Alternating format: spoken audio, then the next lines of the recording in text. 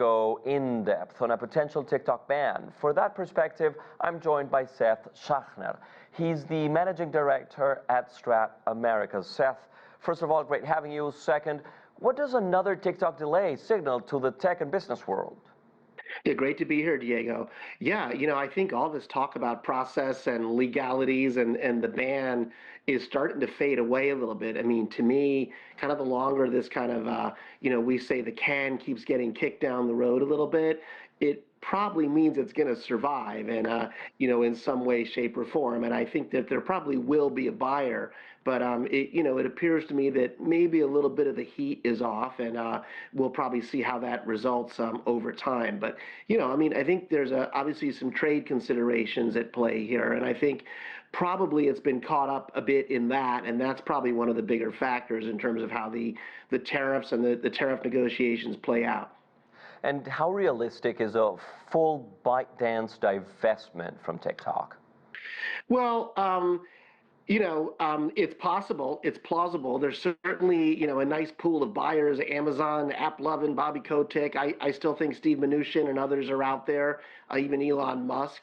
So I think it is entirely plausible that could happen. I also think, there are other institutional investors, Sequoia, General Atlantic, that are American in the mix. And, I don't see this reported often, but it's plausible to think that there could be a recapitalization of the company that could, effectively achieve some of the goals that our leadership has been talking about. So I think that's all entirely possible.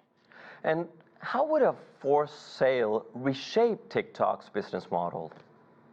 Well, one, I think, would hope that it doesn't really, touch the business model per se.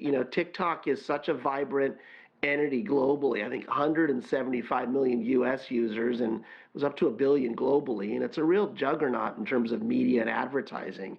And in many respects, they're doing, I think, all the right things in building what I would call the influencer economy, which is, really a future-looking economy that's a bit disruptive and very, very positive.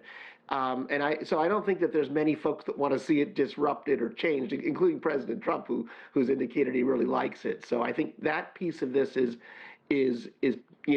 very positive. I think the real thing is, if it does get divested or spun off, you would hope the user experience doesn't change that much and isn't harmed by it. Seth, many are wondering what kind of impact this could have on other Chinese-owned apps. What's your take?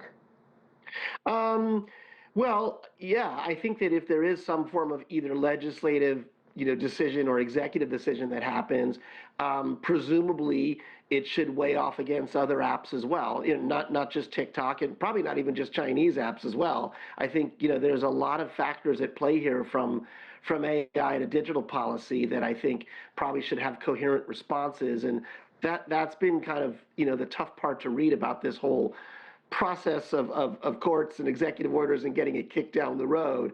The Supreme Court here actually already ruled on the thing. So I hope that any solution that comes out is kind of even-handed for all, basically.